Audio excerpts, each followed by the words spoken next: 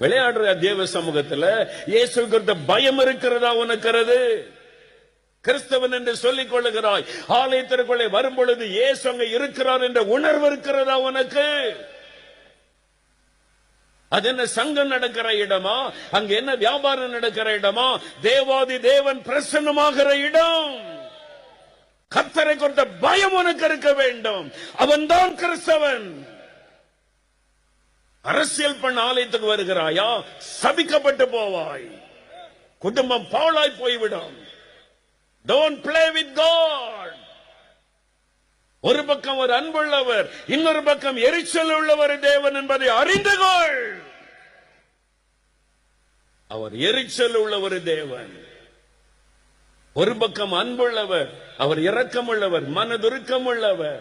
அவருடைய சமூகத்தை அசட்டை பண்ணினால் சாபமாய் மாறிவிடும்.